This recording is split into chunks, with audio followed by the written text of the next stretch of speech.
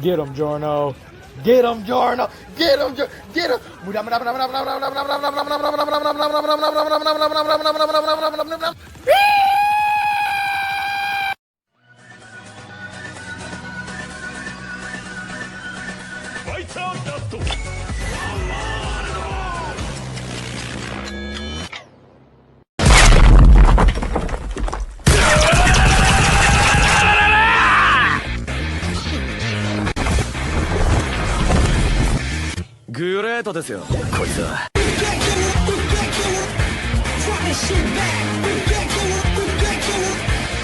So since I finished parts 4 and 5 with part 6 right around the corner, JoJo's Bizzare Adventure has been wrapping itself around my life pretty tight. So what did I think about parts 4 and 5? Well, let me tell you, I, Kid Ghost, loved them. So I should start with part 4, Diamond is Unbreakable. I have so much to say, where do I start? You're spoiling everything! Okay, so the JoJo of this part is Josuke Higashikata. I think I said that right. Higashikata. And apparently the Ske in Josuke can be pronounced as Joe. Really stretching for that one, huh, Rocky? So this guy's the son of Joseph because Joseph cheated on his wife with this chick. I can't remember her name, so I'm going to call her Ski. So him and Ski had a child, and that would be Josuke. So this part has 2 sections to it. So the first part is basically about Jotaro looking for the stand arrow, which is literally just an arrow that gives people stands. This part is really to introduce the characters. Josuke Higashikata, a first-year high school... First year? Wait, this kid is barely younger than me! All of this crap happened to a 16-year-old? Yeesh, that's intense. So to be honest, I thought I would hate Josuke simply because of how smug he looks. But to be honest, I would be friends with this guy. As a matter of fact, I am friends with this guy. He's chill, kind-hearted, doesn't like violence, is loyal to his friends, confident in his abilities, and is just overall savvy. Part 4 is the only JoJo part with characters that I actually feel like I would know in real life. As a matter of fact, I can parallel my friends with some of these characters. Anyway, Josuke's stand is Crazy Diamond with the power of restoration. He can restore anything back to its original state, sometimes all the way back to its original materials. And he does some really cool stuff with this, which I'll talk about later. He also gets really mad when people insult his hair for some reason. Okuyasu Nijimura. He originally started out as a bad guy, but then became a part of the main team. And his entire character is idiot. He's just dumb. He hits first and asks questions later. He has a good heart, it's just surrounded by stupidity. Now his stand is the hand, which can basically erase anything, even space, and the remaining pieces combine to fill the gap. So basically if he swipes away air, the remaining space will try and fill the gap in between it. Oh, it's literally like this. Take an ocean, Kamui the middle of it, and due to physics, the remaining water will rush in to fill the gap. 親父さんを直すスタンド使いを探してたっつうわけか。直すおめえが直すってか。それも違うね。逆だ。親父を殺してくれるスタンド使いを俺は探しているんだよ。The Hand, the Hand, the Hand, the Hand, the Hand. Now, I won't get into why every time Okuyasu uses the hand in blank space, he'll cause a nuclear explosion, but I already explained that in another video if you want to go check that out. Jotaro Kujo. You guys know Jotaro. Koichi Hirose. I actually don't know how the frick to describe him. He probably has the best character development in the whole series because he starts out kind of weak-willed and kind of clueless and panic attacky, but by the end he's just like, I don't give a frick about you or your frickin' feelings, ho. Back the frick up before I knock the frick out of you. His stand is Echoes, but his English stand name is Reverb, and I actually like that more, so I'm gonna call it that. So basically, Reverb has 3 different acts. Well, technically 4. So Act 0 is basically just an egg. That's all it is. It's just an egg with the power to egg.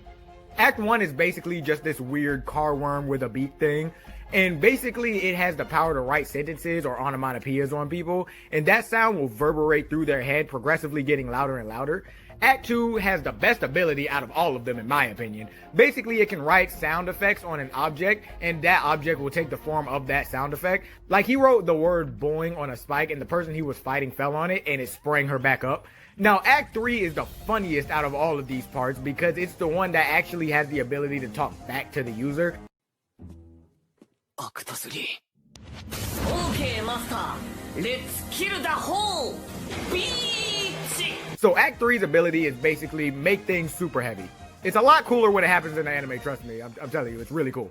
Rohan Kishibe, big boy Rohan. He's a manga artist who used to be a villain, but now he's just as important as Koichi and Okuyasu in them. He has the coolest and potentially most OP stand out of all of the main team. His stand is Heaven's Door! Heaven's Door! Which can basically turn anyone into a book, and Rohan can read their entire life. Or he could write a command in the book and they have to follow it. He usually just writes, I cannot attack Rohan Kishibe, which in itself is really overpowered. But if he were to write, if I attack Rohan Kishibe, I die, that's an insta-kill. There are a lot more people a part of the main crew, as in every stand user that they come across either joins the good guys or is dead. There are a lot of them, so I'm going to only cover the two that I think actually need to be covered. Yukiko Yamagashi. So her entire character is literally obsessed over Koichi. I mean, like, she loves Koichi to the point where she will kidnap him and force him to be, like, a better person. Actually, I think we should all strive to have one like Yukiko. Anyway, her stand is, her hair, I think? It's called Love Deluxe, and basically she can just Sindel the frick out of her hair. Aya Tsuji. All you need to know about her is that her stand can make people either look completely different or look like someone else. So basically, the main villain of this part is a guy named Yoshikage Kira. Okay, where do I begin? Yoshikage Kira is the best anime villain that I have seen. Yes, better than Rose Goku Black, better than Dio, better than Obito, better than Okay, he might not be better than Madara, but he is so well written. So you've got a guy who is just a dude who just so happens to be able to blow things up, who gets to fly high off of killing people, mostly young adult females, who gains the ability to blow someone up in reverse time whenever somebody figures out his true identity. But you know, just a normal dude. Okay, let's go back real quick. Yoshikage Kira. He is a serial killer who mostly specializes in the killings of young women, specifically young women with nice hands. He'll keep the hands and act like he's dating them, so when one of his hand girlfriends starts to decay, as dead things tend to do, he'll dispose of it and then go get a new one, you know, go kill somebody else. However, if you take away all of that, he's just an average dude, lives a normal life, goes to the gym, hits up the tailor every once in a while, works a 9 to 5, got friends at the office. He's just like a normal guy. As a matter of fact, his only goal was just to live a quiet life, and he just so happened to have the hobby of killing people. Something that I liked a lot about Yoshikage Kira is that he was the first JoJo villain to not want world domination in some way. Dio, Cars, Dio with all capitals, all these guys wanted to rule the world in some way or another. Kira wanted to just exist. He just happened to kill the wrong person, and then he had the Joe Squad coming after him. Speaking of, RIP to my homie Shigechi. Now, there has not been a single thing in movies, TV, books, no form of media has ever made me cry. Stone face is frick. But there are two things that have made me come close. The death of Bardock in the Broly movie, and the death of Shigechi. If you don't know, Shigechi is a little 8th grade kid who met Josuke and Okuyasu, and with his stand Harvest, which basically just collects small coins and bottle caps and all that, they won the lottery. And it was like to the point where these guys were like a trio. So basically Shigechi accidentally mixed up his food bag with one of Kira's severed girlfriend handbags, and Shigechi confronted him about it. So Kira decided that he had no choice but to take out Shigechi because he knew too much. So he revealed Killer Queen, the cleanest stand in this series. You're such a colossal dumbass! I'll be waiting for you on the other side, you murder-happy son of a bitch! Fuck you, bitch! Shut the fuck up, bitch! Back the fuck up! I'll knock the fuck out you. Let's go over it. Killer Queen is a stand that can turn anything that it touches into a bomb. It has 3 different types of these bombs. Killer Queen primary bomb. It can turn anything that it touches into a bomb. It can make the bomb a big explosion or just silently atomize it. Killer Queen's secondary bomb, sheer heart attack. Sheer heart attack is an indestructible friggin' shell with wheels that is attracted to heat. It'll go straight for the highest temperature and blow it up. It's almost impossible to stop. If Reverb Act 3 wasn't there, it would have easily killed Jotaro and Koichi. We'll get into his third bomb in a minute. So he reveals Killer Queen to Shigechi and almost blows him up, but Shigechi gets away and then he tries to get to Josuke as fast as possible, but he's moving pretty slow, as any person who just got blown up would do, and he's like literally a door away. However, Killer Queen はすでにドアノブに触っている。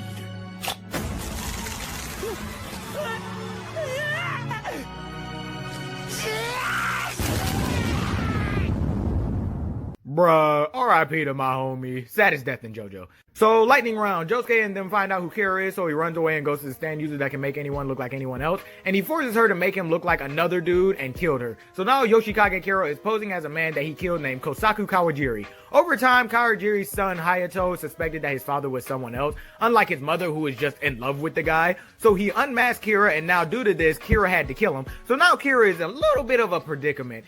He just killed Hayato, and after a while, his mother will be asking some questions. And before Hayato died, he set up cameras that only he knows where are. So the biggest Deus Ex Machina I have ever seen in JoJo happens. This stand arrow forces itself inside Kira's skin because stand arrows are sentient now, apparently. And thus, Kira is granted a new ability.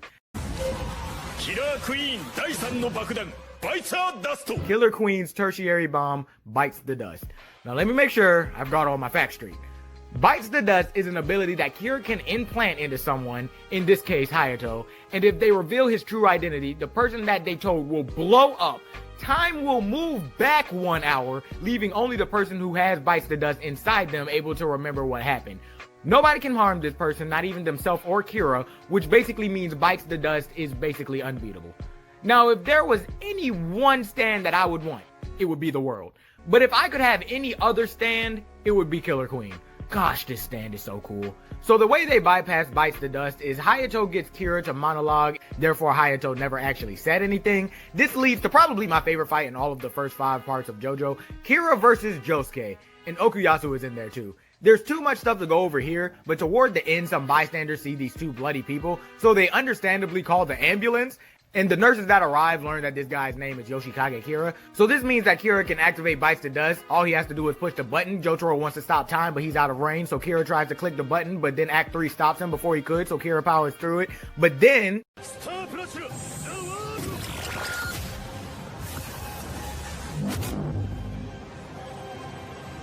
Man, that was the coolest Star Platinum the World activation ever. After that, even when his hand was basically creased, he still mustered up the strength to press the button and...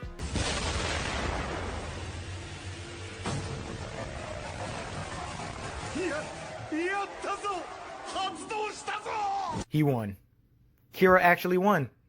Is what you would think. Kira is taken to the spirit world and dragged to hell because instead of clicking the button, he gets killed by an ambulance. Also, Kira, why didn't you question the fact that you had knowledge of time resetting? That should have been your first indication that it didn't work. Anyway, it sounds like a cop-out, right? Like the main villain of a JoJo part is killed because he got run over. But the way it was presented and executed, including the build-up, it feels satisfying. Part 4 is my favorite JoJo part out of the first 5, but I read some of Part 6, and that looks promising too.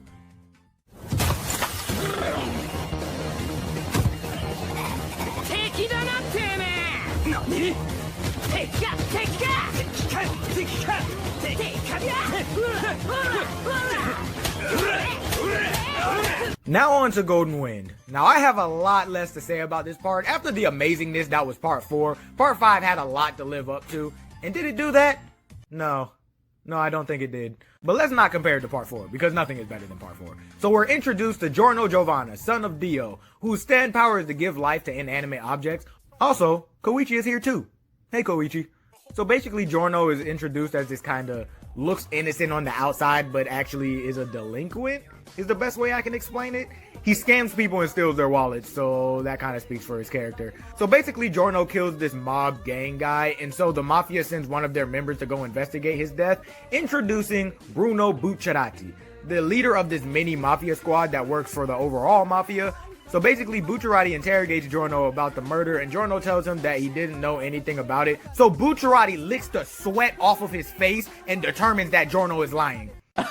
What the fuck? Cool talent, right? Yeah, he never does that again. So basically they have a fight and Giorno punches Bucciarati, and apparently this makes him go into freaking sunlight overdrive mode. Giorno never does this again. So Giorno explains to Bucciarati that he wants to join the mafia and overthrow the boss because he doesn't like drugs.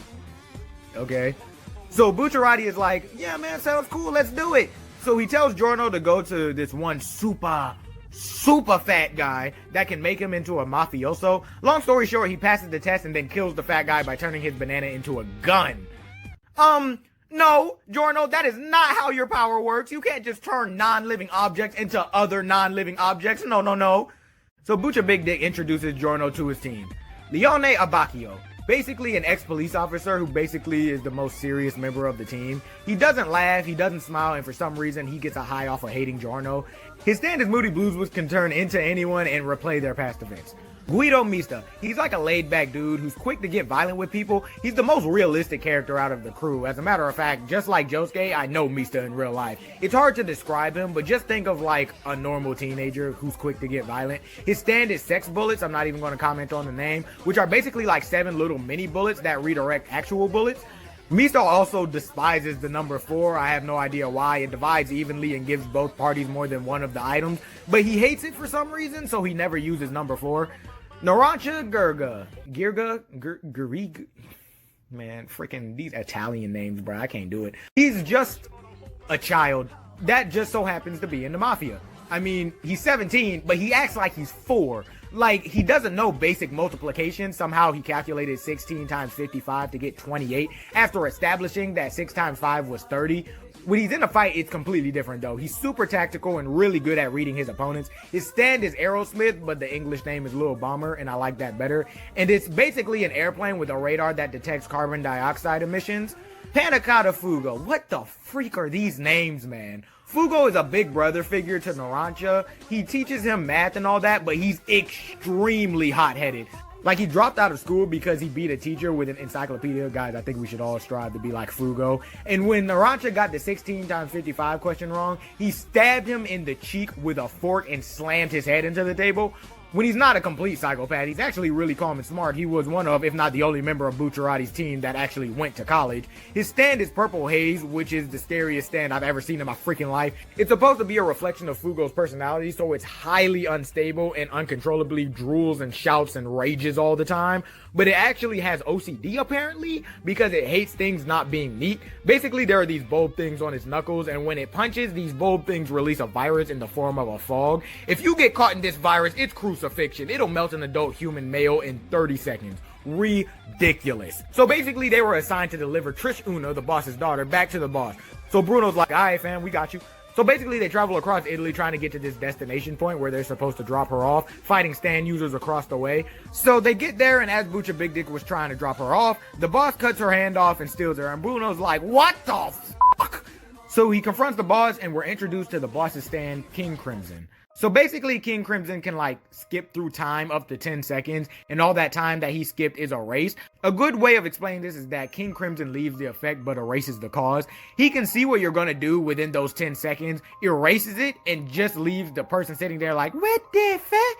He also has a secondary ability, kind of like Killer Queen's sheer heart attack, called Epitaph, which basically allows the boss to look 10 seconds into the future to see what's going to happen. These events are unavoidable, but King Crimson can erase the outcome if he erases the right time frame. So the boss is like, hey man, can you just let me kill her real quick so I can finally erase my past? And Bruno's like, hey man, that's not cool. Come on man, let me just walk away. It's not that big of a deal. No, she's your daughter. You can't do that. Bro, you're tripping for no reason. You've only known her for like 2 weeks. Let me just kill her. No! Alright, fine, man. You can die too. So he cruises Bucciarati, but Giorno saves them, and the boss is like, alright, I'm gonna f*** with you. And he runs away. So the team is like, what the freak happened? And Bruno's like, yeah, me and Giorno want to overthrow the boss. Who's with us? So they all stick with Bucciarati except for Fugo, because he's smart. A time-skipping, all-knowing stand whose user is, to this day, unknown by anyone and has an army of stand users at his disposal whose sole goal is to kill his daughter, of which is being protected by you. I'd rather not, mate. It was a good run. So their plan was to try and go find the boss's old house and use Moody Blues to turn into the boss and learn his true identity. So the boss was like, hey, can you not? So we're introduced to Doppio, a split personality of the boss who's really polite and friendly, but also has some Fugo moments where he's just bat dick crazy. So he imagines random objects as cell phones, and he calls the boss because he doesn't realize that they're the same person. And the boss tells him how to handle situations. And when it gets too out of control, the boss will be like, okay, I'll be there in 4 seconds. And he basically like transforms into the boss. So Abacchio's at the house waiting for Moody Blues' rewind to finish, and Doppio runs past him and cruises him. Rip. So Doppio leaves and the team finds Abakio and they're all sad, but they see that Moody Blues imprinted the boss's face on a rock. Skip forward and they get an anonymous tip that this random person knows who the boss is and to talk about this stand arrow that he has. And he tells them to meet up at this some kind of coliseum. Also, Trish has a stand now that's able to elasticize anything. Anyway, the boss catches wind of this and sends some stand users to go there to fight them to make time for the boss to get there himself. Giorno handles this situation pretty well.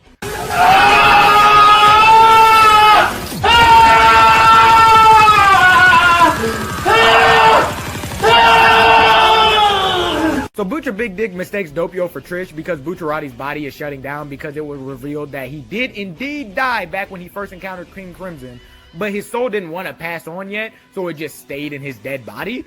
I'm sorry, what? When have souls ever acted like this in JoJo's? So they meet up with the guy and it's Polnareff! Polnareff! So Bruno unintentionally brought Doppio straight to Polnareff and Diavolo is revealed. The other half of Doppio and the boss's real identity. So he kinda kills Polnareff, but then we're introduced to the first Requiem stand in the series, Silver Chariot Requiem. This basically is the Super Saiyan Blue version of Silver Chariot. So its ability is to swap people's bodies. So while everyone's freaking out over their swap bodies, they realize that Diavolo must have gotten body swapped too. But before they could figure out who it was, he kills Giorno, who is actually Narancia.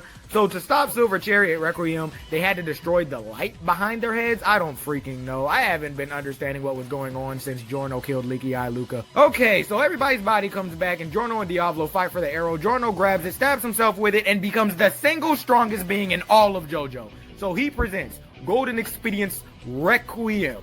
So this is an ability that nullifies all stand abilities, all of them. So while Diavolo destroys the cause and leaves the effect, Giorno destroys the effect and leaves the cause. So he makes Diavolo experience different versions of his death for eternity, and Giorno becomes the new Mafia boss. Okay, so let's all just think about the entire conflict of Part 5. Giorno wants to overthrow the boss because his people are selling drugs to kids. And there was also a second conflict where the boss wanted to kill Trish to erase his past. Now, I was talking to Jaden about this, but there's no reason why Bucciarati shouldn't give Trish up to Diavolo. Yes, Trish dies, but you've known this girl for like a week? What does it matter to you? You've killed people on the boss's orders before. So the first conflict is done. Now let's move on to Giorno and his freaking drug problems. Why doesn't he just make an appointment with the boss and have like a phone conversation where he's like, bro, your men are selling drugs to kids. That's not cool. Can you please cease? All things considered, Diavolo isn't inherently a bad guy. He does run a mafia that actually helps Italy in a way. So he'd most likely be like, okay, if you can find a way that the mafia can make money without the use of drugs, I'll make them disappear. It's that simple. Okay, I'm done. I'm done with this video. Ranking all the JoJo parts from best to worst. Part 4, Part 2, Part 5, Part 3, Part 1. No, I'm not providing an explanation. Don't at me. Yes, guys, there will be more JoJo videos in the future. So don't ask me about JoJo videos in my comment section. Get it all out down there on this video. Okay, I'm gonna go read Part 6. I'm tired.